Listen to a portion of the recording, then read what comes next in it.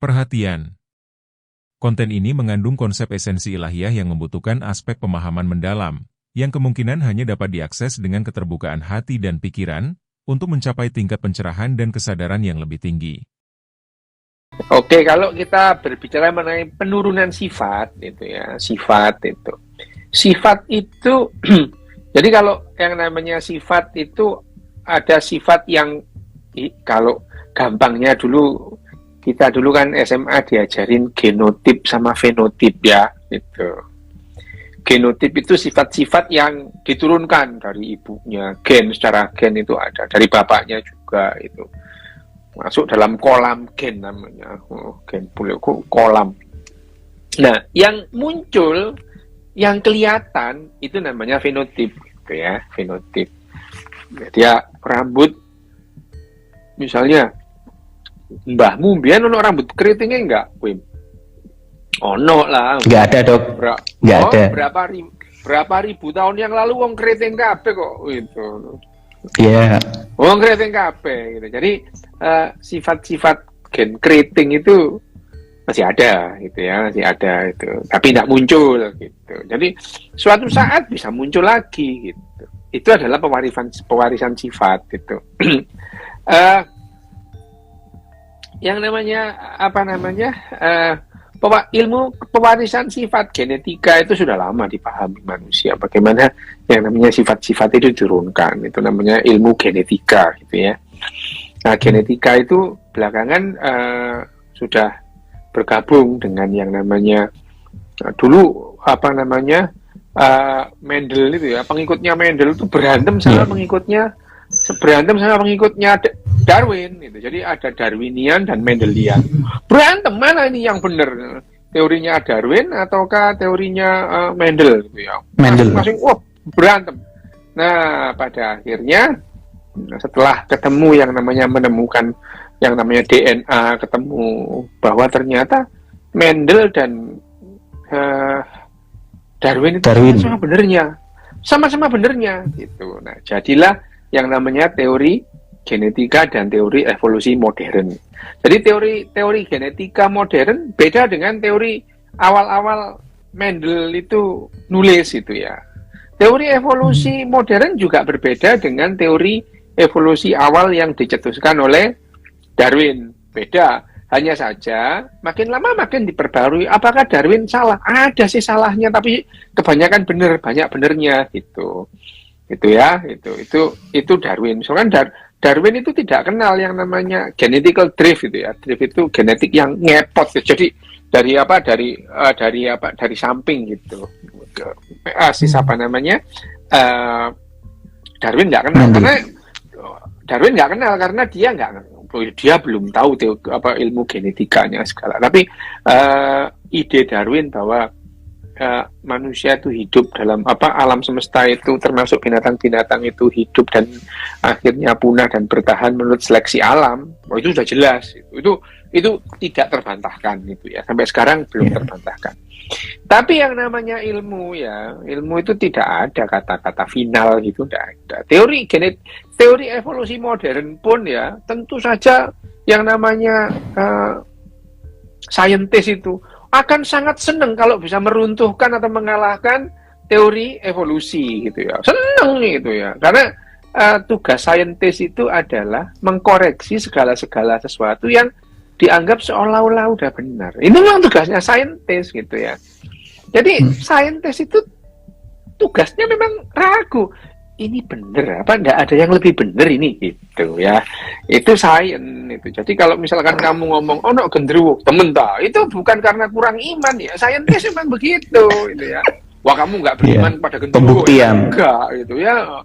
Gendruwo nggak perlu diimani, ngapain iman sama gendruwo dan teman-temannya gendruwo gitu ya, nggak perlu diimani. Saya loh ya, kalau kalian beriman ya nggak apa-apa, tapi saya enggak gitu.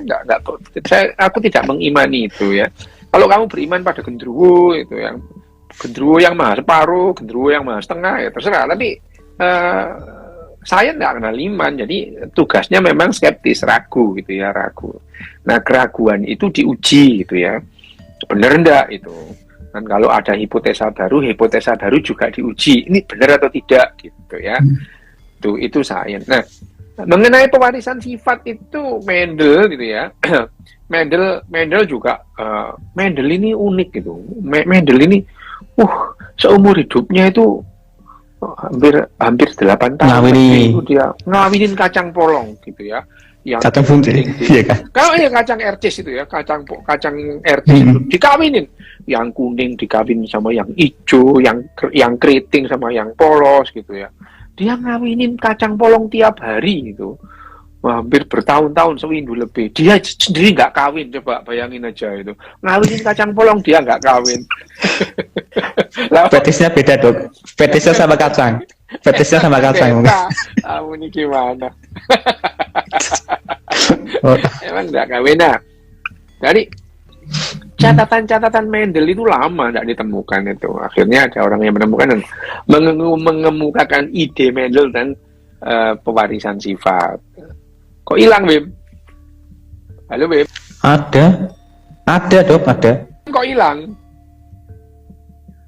Wih. Dokter yang hilang itu, dokter.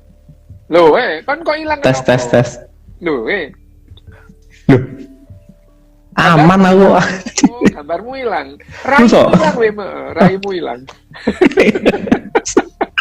Ya, jadi ya tentang Mendel tentang penurunan sifat, tapi ya semakin lama kita paham yang namanya penurunan sifat itu bagaimana. Nah, tentang sifat-sifat seseorang gitu ya, sifat-sifat diturunkan oleh orang tuanya ya jelas, masa diturunkan langit ya enggak itu ya. Jadi kowem itu ya. Kowem itu sifat-sifat kowem dari mana? Ya dari bapaknya sama ibunya gitu. Bapak biologis dan bapak biologis. Ibu biologis itu ya. Bapakmu yang sekarang itu kan belum tentu bapakmu, belum pernah dites DNA gitu. Belum tentu gitu. Ya betul. Coba kalau bapakmu ngejak tes DNA, ibumu sing moring-moring. Gak percaya aku. Orang duwite, gak ada duwite Mas. Ya itu. Jadi kalau dibilang penurunan sifat itu diturunkan dari mana? Ya dari kedua orang tuanya, karena yang namanya sifat atau genetik yang sampai kepada anak itu ya. Itu separuh didapatkan dari sperma, separuh lagi dari ovumnya itu ya. Jadi ini masing-masing itu adalah kromosom yang haploid, kemudian jatuh menjadi diploid gitu ya. Separuh dari ibu, separuh dari bapak. Nah, ibunya dulu dapat dari mana? Ya dari bapak dan ibunya ibu, jadi dari mbahmu dua gitu. Lah apakah kamu menerima seperempat dari mbahmu kanan kiri? Belum tentu gitu. Belum tentu, karena pada saat pemisahan itu ya, diploid menjadi haploid itu, sangat mungkin ovum yang akan jadi kamu itu adalah misalkan seperempat dari mbah perempuan, 3/4 dari mbah laki-laki, gitu bisa itu. Ya, jadi ibumu punya satu pasang kromosom gitu ya. Nah, satu pasang kromosom itu, kalau menurun itu bukan lantas mbahmu itu dapat seperempat, ya enggak gitu. Ya, kamu kan separuh itu dari ibumu, separuh dari bapakmu, ya. Kowim dapat separuh dari ibu, terus kemudian separuh dari bapak gitu. Nah, separuh dari ibumu itu bukan lantas seperempat mbahmu wedok, seperempat mbahmu lanang, enggak gitu itu ya. Enggak gitu, tapi mungkin saja 0,1 dari mbahmu wedok, 0,1 dari mbahmu wedok, 0,4-nya dari mbahmu lanang, ya kan 0,5 nih. Belum tentu, bisa acak. Bisa acak itu, bisa 3 banding 1 bisa 1/2, bisa 1/3, bisa 1/1,5, pokoknya beda-beda gitu ya, beda-beda. Jadi sifat-sifat yang ada dalam dirimu, gen yang ada dalam dirimu itu bukan lantas seperempat dari mbahmu wedok, seperempat dari mbahmu lanang, enggak itu ya, enggak. Bisa yang satu 0,1, yang satu 0,4, yang satu 0,01. Nah, itu karena pada saat pemisahan yang namanya meiosis menjadi sel telur itu bukan lantas separuh-separuh persis, enggak, itu acak aja gitu.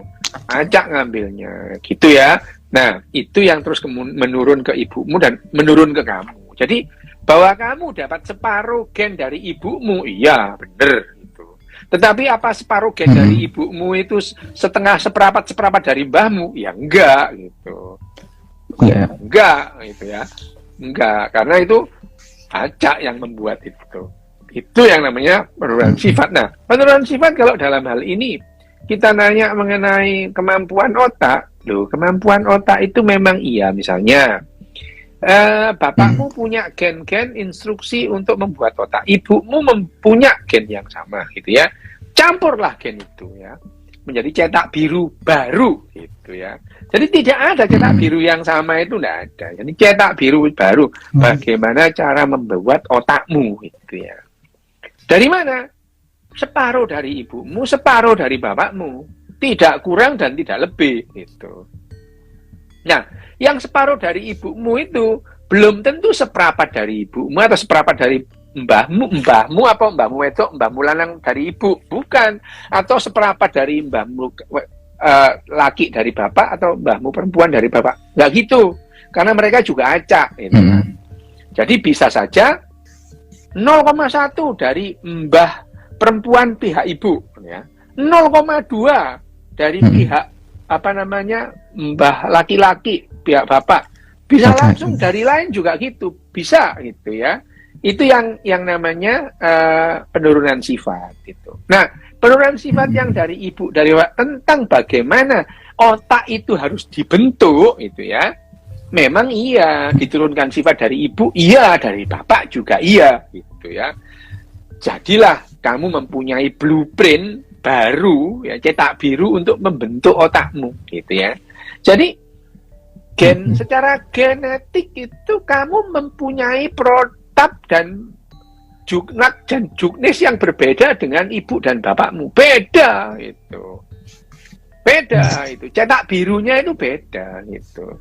Meskipun banyak hal yang sama gitu ya, banyak hal yang similar gitu, similar sama, tapi beda gitu. Nah, jadi akhirnya ya jangan heran kalau kemudian ada bapaknya goblok, ibu goblok, anaknya kok pinter gitu. Karena cetak birunya beda gitu ya.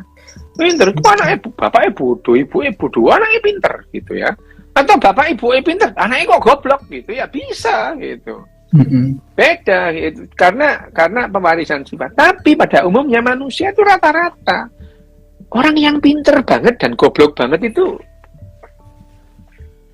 perkecualian, itu jarang ya. Dia jarang di pinggir gitu ya. Yang tengah-tengah ini loh ya, yang tengah-tengah yang sebetulnya itu nanggung itu, tapi sok pinternya luar biasa, itu biasa itu ya.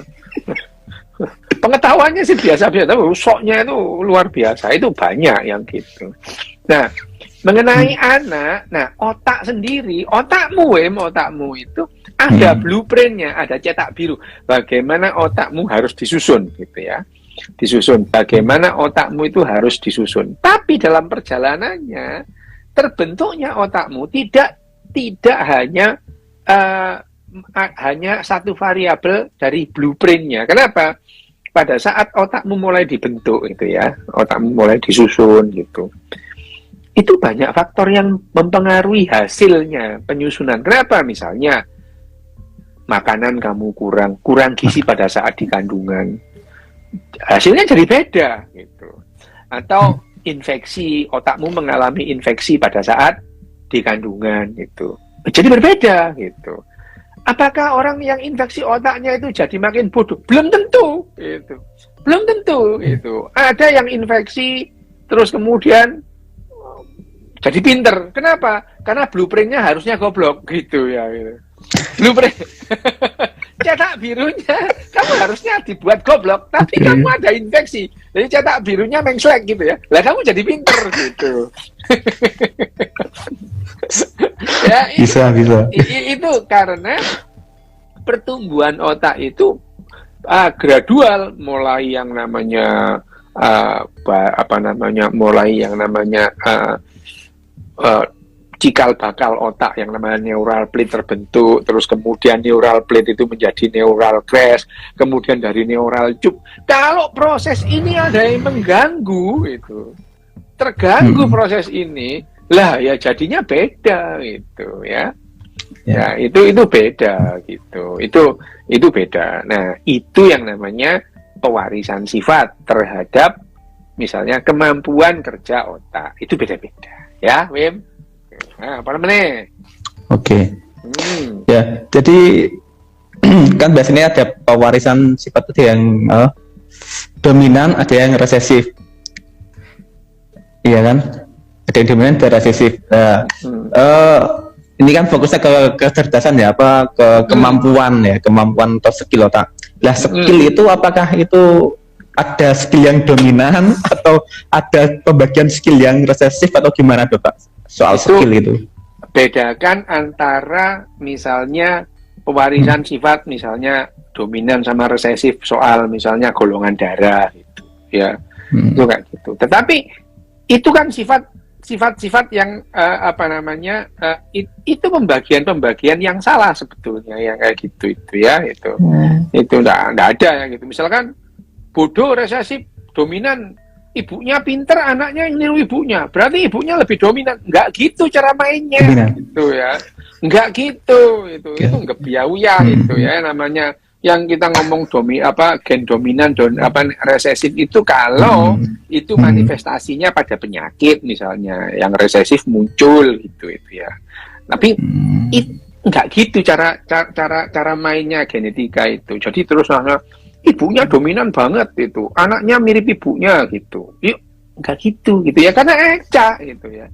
Acak. Misalkan ada orang bilang namanya apa iya yang namanya kecerdasan itu nurun dari ibunya? Iya bener, dari bapaknya juga, gitu loh ya. Iya. Iya. Dari kakeknya juga. Dari kakeknya juga, dari mbah-mbahnya juga. Jadi kalau dikatakan kecerdasan anak menurun dari ibu, lah ya bener memang. Tapi bapak juga, mbah juga, moyangnya juga, gitu ya kecerdasan. Hanya saja yang namanya kecerdasan itu tidak hanya berupa dibentuk oleh faktor-faktor genetik saja. Kenapa? Tadi pada saat kamu pembentukan otakmu di kandungan itu ya, janin itu ya. Terus kemudian terjadi infeksi atau misalnya ibunya mengalami lonjakan hormonal atau penurunan hormonal, itu juga mempengaruhi di janinnya sendiri. Kalau di otaknya itu mengalami kenaikan atau penurunan hormonal yang di luar biasanya, itu jadinya juga berbeda gitu. Beda. Ya, ngono Wim. Oke, itu berarti untuk masalah itu belum masih mitos ya, dominan resesif gitu ya. Bukan mitos, kalian mitos, salah. Salah memahami. Oh, salah persepsi. Salah memahami. Ya, nggak usah gitu misalnya. XY laki-laki, XX itu perempuan. Loh itu salah. Oh, iya. Ya kayak gitu salah, itu ya. Kayak gitu itu. Dominan, resesif itu. Ya itu kan kalau pada penyakit, misalnya salah satu ponto penyakit gitu ya. Gitu, tapi dalam hal ini nggak ada sifat ibunya dominan, bapaknya resesif. Lu jadi sopo? Nggak gitu cara mainnya gitu ya. Jadi kolam gen itu muncul itu, dalam kolam gen itu acak muncul gitu ya. Misalnya sifat-sifat yang dulu nggak muncul pada ibumu atau pada nenekmu, pada buyutmu, itu sifatnya yang muncul pada misalkan cangga atau wareng gitu. Muncul sekarang. Itu ya bisa karena ya acak. Gen itu ada. Acak. Gitu. Ya. Acak munculnya juga acak gitu ya. Nah, tentang kecerdasan manusia itu rata-rata gitu. Rata-rata. Kemampuan manusia mengenai pengetahuan kognitif itu rata-rata. Kalau ada orang pintar fisika, itu perkecualian itu. Perkecualian itu. Memang iya, fisika sekarang itu makin maju gitu ya, bahwa ilmu pengetahuan sains itu makin maju hebat itu.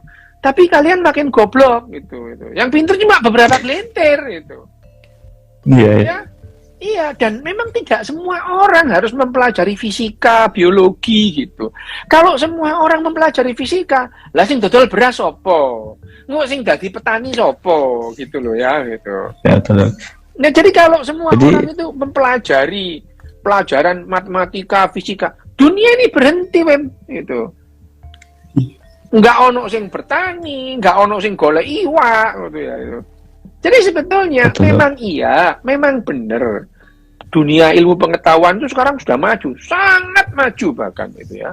Pengetahuan fisika benar-benar udahlah kita itu sampai yang tingkat elektron sampai di bawahnya ya, subatomik itu kita sekarang paham. Tapi nggak semua orang paham, hanya orang-orang tertentu gitu ya. Kebanyakan orang bodoh soal yang namanya fisika itu. Kebanyakan Gitu. orang bodoh gitu. Kalau semua orang itu pinter atau paham fisika, nggak ada orang percaya hantu, itu nggak ada gitu. Nggak ada gitu. Iya. Kalau orang itu paham fisika, nggak akan ada orang percaya hantu, tidak akan ada orang percaya Tuhan. Iya bener. Keceplosan ya. Ya, memang iya. Yes. Lo memang iya gitu. Memang iya. Ada bukunya ini, Wem. Ada bukunya Apa? bukan siapa namanya? Stephen Hawking itu. Stephen Hawking itu sebelum meninggal itu dia menerbitkan buku itu ya. Orang lain sih yang nulis ya. Jawaban singkat atas pertanyaan-pertanyaan besar gitu ya. Itu. Ya. Itu ada itu. Di halaman pertama, adakah Tuhan itu?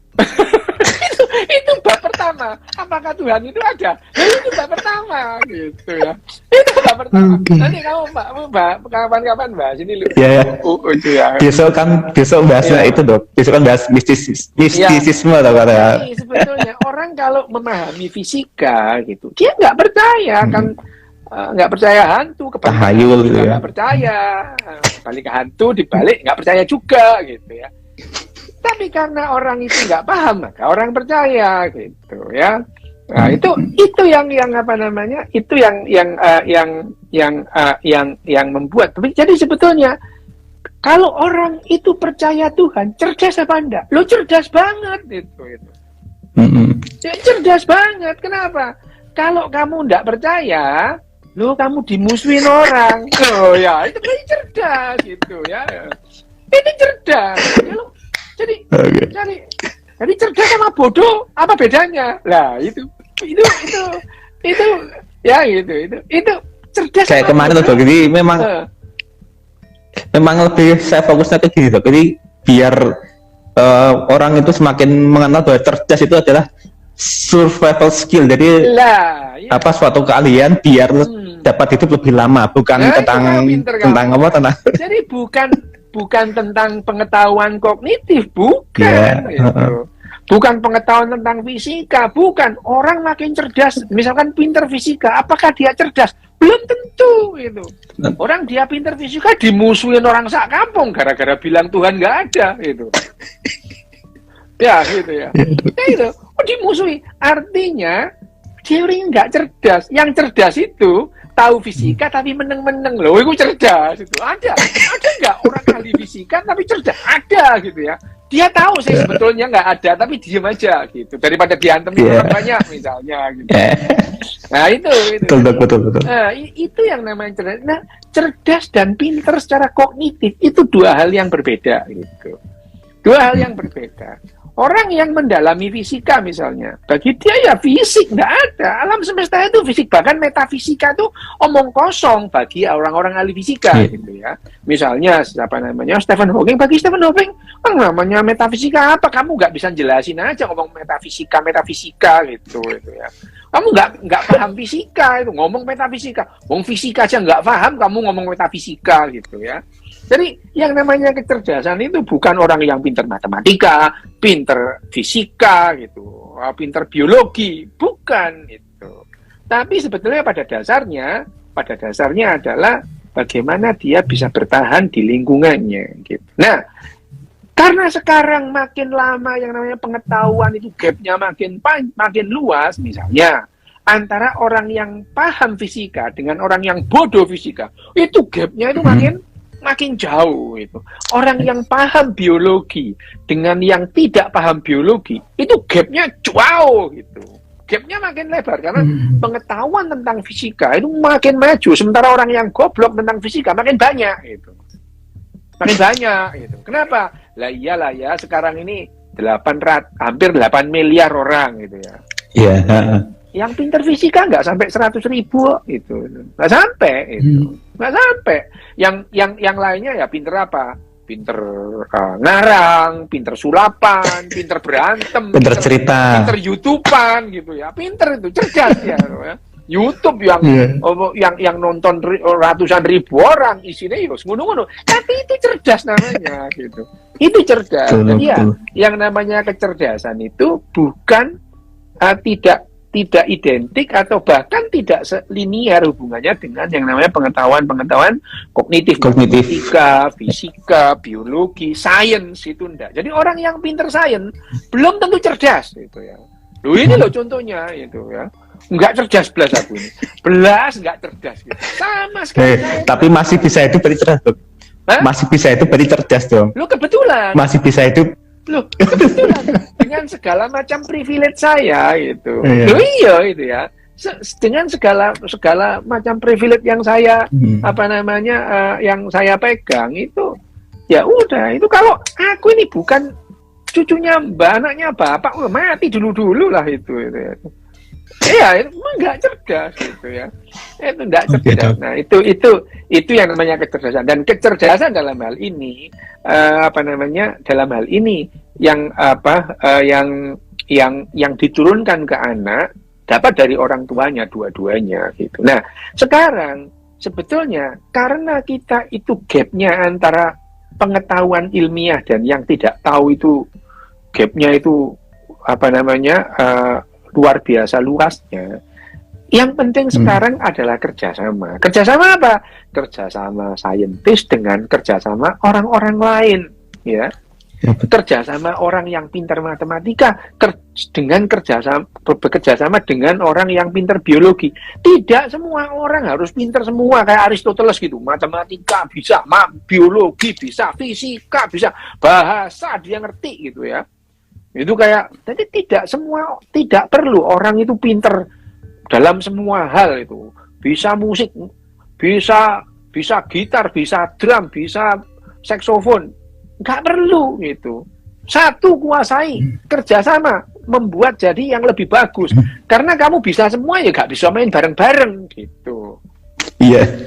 Ya, itu. Betul. Jadi yang cerdas adalah bagaimana kita itu kerjasama. Nah, karena kita itu penduduk dunia itu makin banyak dan kita itu diperlukan kerjasama, sekarang kecerdasan itu adalah memerlukan bagaimana kamu bisa bekerja sama dengan sebanyak mungkin orang itu. Karena semakin banyak kita kerjasama, yang kita hasilkan akan sangat spektakuler gitu. Misalnya senjata. Kalau kamu sendirian ya belajar tekun, kamu bisa membuat panah, busur, anak panah, bagus bisa. Tapi untuk membuat satu peluru kendali nuklir, diperlukan 50.000 orang bekerja sama. Peluru kendali nuklir, gitu ya. Peluru kendali nuklir. Kalau misalkan anak panah bisa membunuh satu orang, peluru kendali nuklir, satu kota, habis, gitu. Dalam waktu hitungan detik, gitu ya. Ya, gitu. Ya, gitu. Itu misalnya kamu kalau membuat layangan itu nggawe dhewe ya iso wim gitu ya. Nggawe pakai ragangan apa jenenge bambu. Ya. Pring nek ono pring ori gitu ya, ditaleni, ditandeng, ditimbang, dikai kertas, pasang muspang gitu. Tali. Ya. Tapi untuk mendaratkan orang ke bulan gitu, memerlukan 80.000 orang kerjasama. 80.000 orang kerjasama untuk mendaratkan Neil Armstrong ke bulan itu. 80.000 orang kerjasama minimal itu ya. 30.000 di Cape Canaveral, 50.000 ada di Houston. Lu kerjasama mereka semua melakukan tugasnya masing-masing untuk mendaratkan yang namanya Neil Armstrong itu ke bulan. Neil Armstrong. Neil Armstrongnya sendiri dia punya tugas yang tidak kalah beratnya, resikonya paling besar gitu. Ya.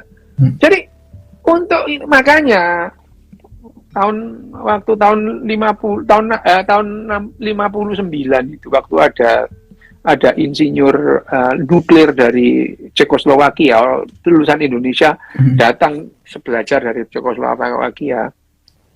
Pak Karno itu bilang gini, sudah kehendak Tuhan Indonesia akan mempunyai bom nuklirnya sendiri. Katanya Pak Karno itu ya. Tapi sampai sekarang juga nggak bisa gitu. Kenapa? Kita nggak bisa kerja sama gitu loh. Kita itu nggak bisa mengorganize atau membuat sekian banyak orang kerja sama membuat peluru granat nuklir gitu. Yang bisa Pakistan, India bisa gitu. India. Kenapa? Mereka Cina. Cina sudah gitu ya. Ya. Karena Pakistan itu dimentori sama Cina, India dimentori sama Uni Soviet dulu gitu ya. Dulu itu. Jadi jadi itu yang membuatnya. Jadi yang bagaimana kita meningkatkan kecerdasan kita? Ya, bagaimana caranya kita kerjasama lebih besar gitu. Nah, hal-hal yang bisa membuat kerjasama itu yang dipupuk, dilatih, dididik sejak kecil. Itu akan meningkatkan yang namanya kecerdasan kolektif manusia itu, ya.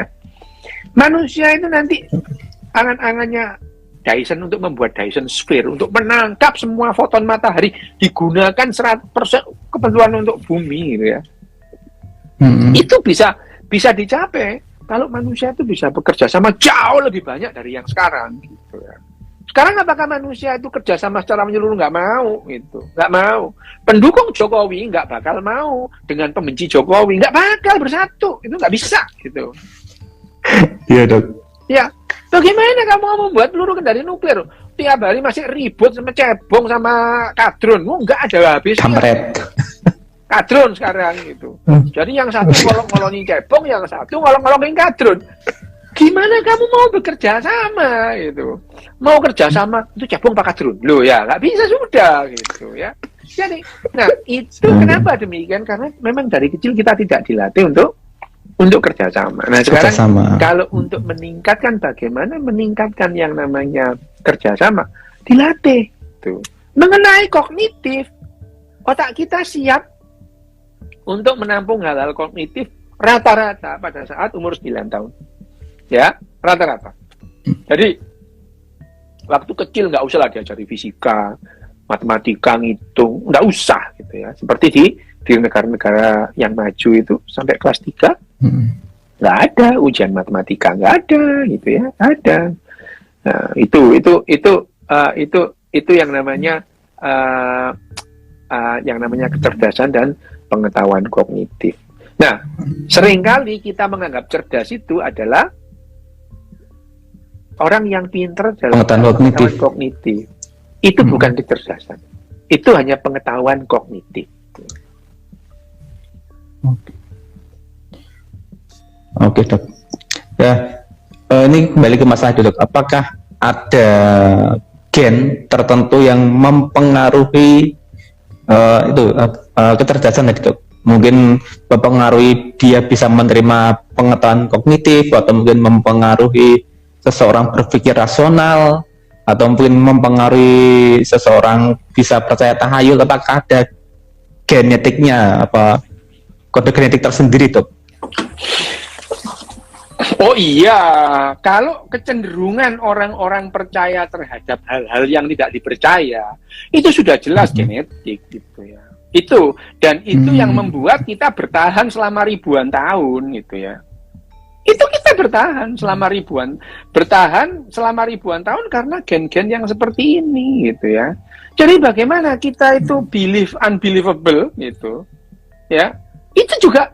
Itu juga dipengaruhi sampai sekarang, sampai apalagi kalau tidak misalnya sifat itu tidak muncul, jadinya kayak gini itu ditanya apa bener, enggak lah itu gitu ya itu. Jadi ini sifat-sifat seperti ini juga muncul secara acak. Ada orang-orang yang perkecualian gitu, yang jengkelin itu, yang lain-lain dikasih tahu tentang tahayul, iya yang ini apa bohong gitu ya itu. Dari kecil nggak percaya itu. Nah, yang begini itu adalah pengecualian. Secara umum, ya orang gampang dibohongi dengan hal-hal yang sulit dipercaya sebetulnya. Ngono maksudku gini ya, misalkan ya ini otak, ini gen orang yang suka percaya tayayu, ini gen orang yang rasional, ini gen yang pinter pengetahuan kognitif. Iya. Nah itu ketika gen orang ini dibedah, diuntai gitu, gen ketika diuntai, apakah ada gen bagian-bagian gen khusus yang memang mempengaruhi pemikiran mereka, Dok? Misalkan ini dinamai gen tipe apa, bagian gen tipe apa mengaruhi ini? Nah, gini loh, gini. Gen itu adalah petunjuk pelaksanaan ya, dan petunjuk teknis untuk membuat sesuatu dalam tubuh kita. Ya, menyusun otak. Jadi membuat otakmu itu ada perintah-perintah gitu. Nah, perintahnya itu ada warisan dari ibu bapakmu gitu. Ibu bapakmu itu mudah percaya seperti itu karena secara genetik otaknya dibuat seperti itu gitu. Ya, secara genetik gitu. Nah, gennya ini di mana? Ya seluruh gennya gitu. Gennya itu dari 190.000 gen misalnya. Mana dari sekitar 109 sampai 112.000 gen. Mana yang mempengaruhi ini? Semua itu. Kenapa? Karena otakmu itu nanti dibentuk, itu memerlukan yang namanya hormon. Nah, hormon membuat hormon itu memerlukan gen yang lain gitu. Nggak bisa itu. Ini loh yang bertanggung jawab atas gen tahayul, bukan gitu gitu.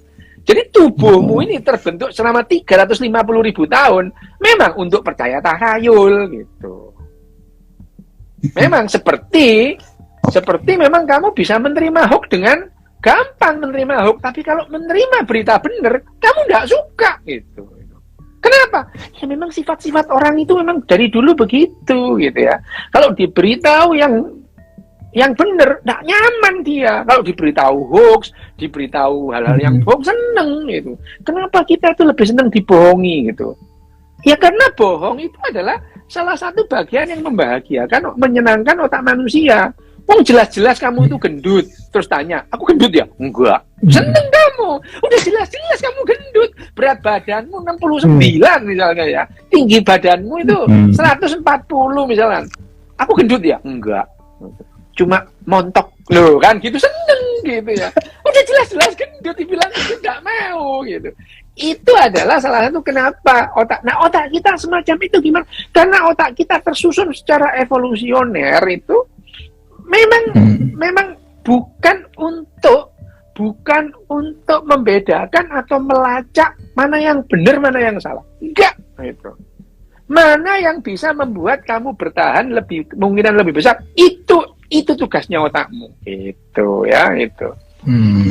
Itu tugasnya otakmu. Tugas otak kita itu bukan mencari kebenaran. Otak kita itu tidak dirancang untuk membedakan mana yang benar, mana yang salah. Gitu. Nah, kalau kita mau kepingin bisa membedakan mana benar mana yang salah, latihan gitu itu. Seperti pada dasarnya manusia itu lebih gampang otaknya melacak perbedaan.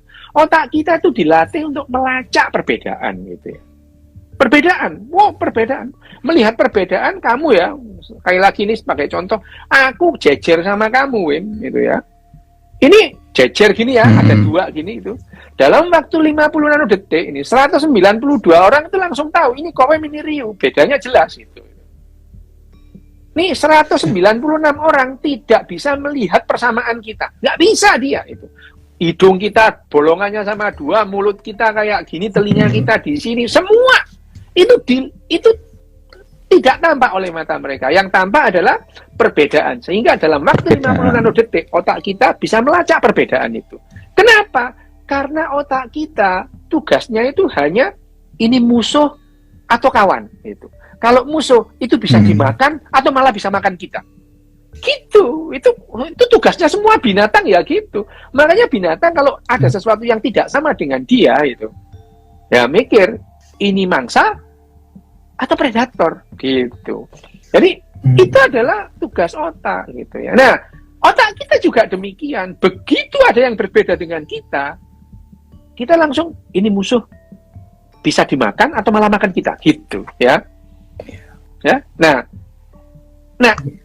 ini ya yang namanya keterampilan atau kemampuan otak, kecenderungan otak melacak perbedaan ini harus ditumpulkan supaya kita bisa kerjasama. Gitu. Nah, latihan-latihan yang biasanya diomongin, latihan buang sampah, terus kemudian latihan antri, gitu ya, latihan tidak mengambil barangnya, memegang miliknya orang lain, makan di tempat makan, gitu, pup dan pipis itu dalam rangka menumpulkan kecenderungan kita melacak perbedaan. Pada dasarnya itu, supaya kita bisa bekerja sama dengan lebih banyak orang. Gitu, Wem. Oke, Dok. Sebenarnya ada pertanyaan lagi, Dok. Ini yang bagaimana sih, Dok, cara menurunkan sifat? Misalkan cara menurunkan sifat. Jadi kita pengennya ada bagian sifat kita yang ingin kita turunkan ke anak kita. Itu bisa diatur nggak, Dok? Ya bisa, itu mah kebiasaan itu, pengen punya anak tapi pengen ngatur-ngatur gitu ya, itu kebiasaan itu ya. Itu kayak gitu, pengen punya anak, begitu anaknya lahir disuruh berbakti, itu kebalik itu. Itu. Ya. Oke. Berarti belum bisa, Dok, ya? Belum bisa ya? Belum bisa banget. Bisa banget gennya diedit, diambil gen-gen tertentu. Itu sifat, hanya saja gen ini sendiri sifat, kalau sifat itu berupa kelakuan atau sifat mental, lah itu kan otaknya. Jadi pertumbuhan otaknya selama berkembang ini juga harus diawasi gitu. Ya, lo kamu sudah mengambil gen, wes nih ya, gennya kowem yang pinter dijupui dari situ. Terus kemudian infeksi. Tadi goblok gitu ya. Gagal. Gagal. Gitu. Gitu. Oke. Berarti bisa cuma dimodifikasi genetik gitu ya. Oh iya.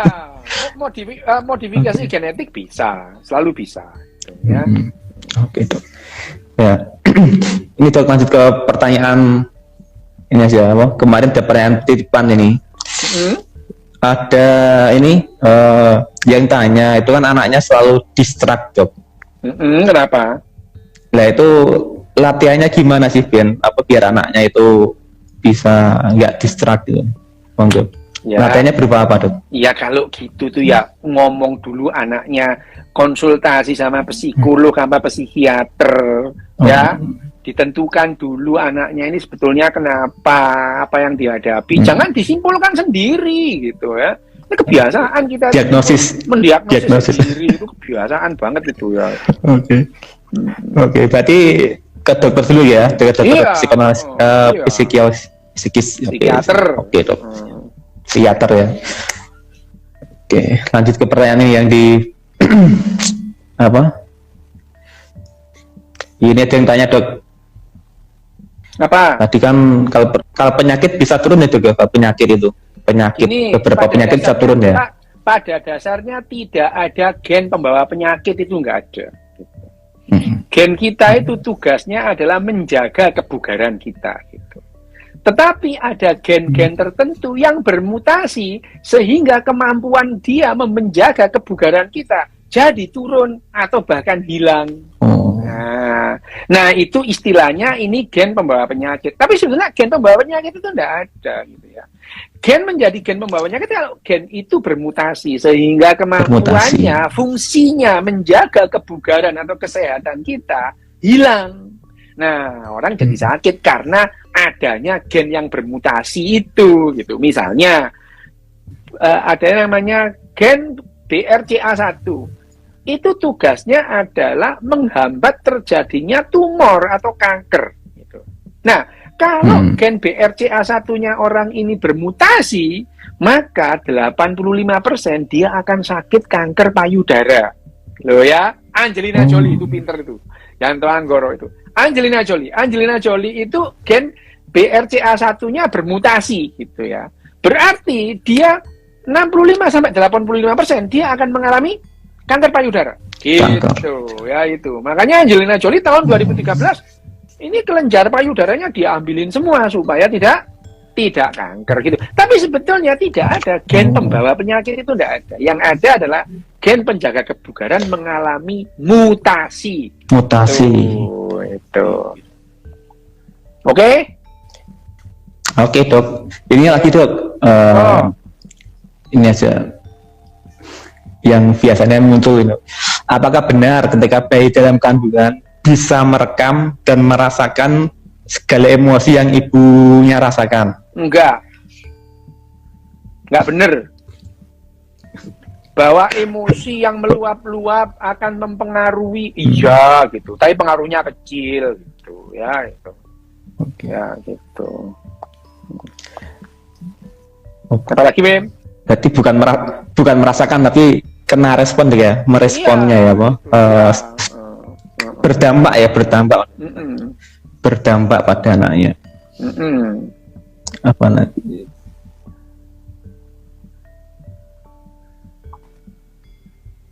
Boleh. Seneng kamu, Dok. Apa? Ini, Dok. Permisi, Dok, mau tanya. Menurut dokter penyakit AIN itu gimana? Penyakit AIN iku sadurunge AIN sak mari AIN goen.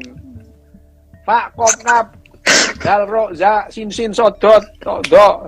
Opo iku? Penyakit AIN itu bukan penyakit, itu ngarang. Tapi dalam istilah psikologis namanya apa, Dok? Kan Nggak dia ada. kita apa ya? Kena psikis enggak ada. Enggak ada penyakit AIN. AIN itu kan mata ya, enggak tahu. AIN. Iya, mata. Nanti ada penyakit kok sodot barang. Penyakit alibata lagi. Enggak ono. Penyakit mau. Iya, oke. Sekarang era. Saya juga lagi ngetren, Dok, penyakit AIN. Senengane wong-wong ngarang-ngarang dhewe lho. Ya ini, Dok, kemarin yang Dok Des pernah cerita itu soal masa kecil Dok Des nih. Apakah Savant syndrome itu turunan apa gimana, Dok? Savant syndrome itu menurun apa enggak? Iya, kecenderungan iya. Jadi kalau ada misalkan ada riwayat mbahnya atau pamannya lagi ya, canggih. Dalam itu ada atau sepupunya ada yang autism itu.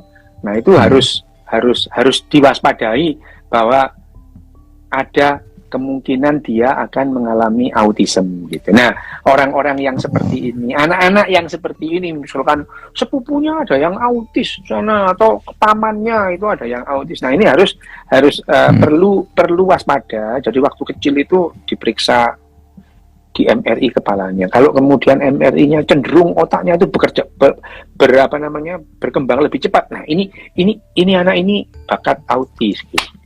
Ya gitu. Jadi ya bukan menurun, bukan genetik, tapi kecenderungannya itu diturunkan ya, genetik ya, kecenderungan ya. Ya. Ya, sebenarnya apa teh lupa nanti yang tadi. Selalian kon iki. Kon mau jam pira, Wim? Jam 20.56 lho mau, Wim.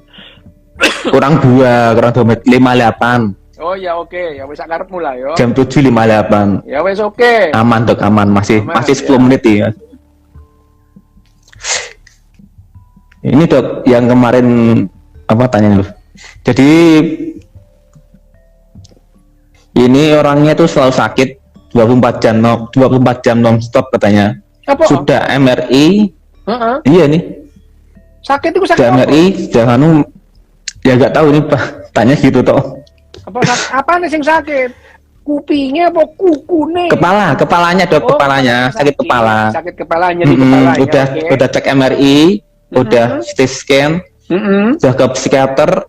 Itu katanya CT scan-nya normal. Ke psikiater udah nggak ada hasil. Oh. Gimana? Psikiaternya tapi nggak ada hasilnya. Itu kenapa, Dok? Ada hubungannya dengan... Jadi gini, kalau sakit kepala ya sudah datang ke dokter sampai sakit kepalanya hilang. Pokok dokternya harus bertanggung jawab gitu ya. Gimana dok, ini saya sakit itu. Kalau dokternya nggak bisa datangi sampai dokternya bosen. Kalau nggak nyaman dengan satu dokter, pindah dokter. Tapi ya misalkan ke dokter saraf, pindahnya ya ke dokter saraf. Jangan dari dokter saraf pindahnya ke Ningsih Tinampi gitu ya, nggak level gitu. Ya dari dokter saraf ke Ponari gitu ya, nggak level ya. Misalkan periksa ke satu dokter saraf, nggak cocok, pindah ke dokter saraf lain, atau pindah ke dokter bedah saraf lain, gitu. Psikiater nggak cocok, pindah ke psikiater lain, gitu ya. Gitu. Memang sial kalau ketemu psikiater yang nggak play, gitu. Diru, ya, ini cut, diru, apa cut, diru, ya, ini. Bukan di rupiah tuh. Dikasih rupiah, oh ya mungkin dikasih rupiah. Dikasih rupiah. Iya. Tapi ini gimana dok kasusnya? Apa memang kan sudah dicek MRI di CTS itu ya, normal katanya? Gini. Itu apa? Yang namanya nyeri kepala itu tidak selalu kelainannya di otak, tidak itu ya. Kelainan di leher itu bisa menyebabkan sakit kepala yang namanya cervical syndrome. Ya. Cervical syndrome itu gangguan jepitan saraf di leher memberikan nyeri kepala gitu, bisa gitu. Jadi pertanyaannya sudah belum itu MRI servikal gitu, pasti belum gitu. Jadi ya yang namanya sakit kepala itu tidak selalu dikarenakan gangguan di otaknya atau di dalam kepalanya. Di luar kepala, kulit kepala yang kekurangan oksigen itu bisa menyebabkan nyeri kepala gitu. Sakit kepala itu. Gitu ya itu. Terus kemudian ada kalau nyeri kepala cuman satu wajah separuh gini cekot itu yang namanya trigeminal neuralgi gitu ya. Tapi kalau kemudian misalnya ada cluster headache, nyerinya itu nggak tipikal, sakitnya di sini dok, sini, oh, sakit semua, kadang-kadang di sini nggak jelas gitu ya. Ya itu ada yang memang ada yang namanya sakit kepala karena gangguan mental gitu ya, gangguan kejiwaan ada, tapi sedikit gitu ya. Tapi kalau memang betul-betul tidak ada apa-apa, terus kemudian dokter sarafnya, dokter bedah sarafnya kerja sama dengan dokter psikiater, nggak apa-apa juga gitu. Gigi tidur ya, gigi bungsu itu sakit tuh bisa juga gitu. Jadi kepala itu bisa macam-macam, tidak selalu dari otaknya. Oke dok. Ya dok, ini hampir 1 jam. Ya wes. Kita akhiri aja. Besok bahas itu ya dok, pesanan dokter tuh, mistisisme itu. Terus boleh sakarepmu wes. Nah. Oke, apa ini? Meh turu apa gimana? Ya, nyambut kayak mana? Wes dah.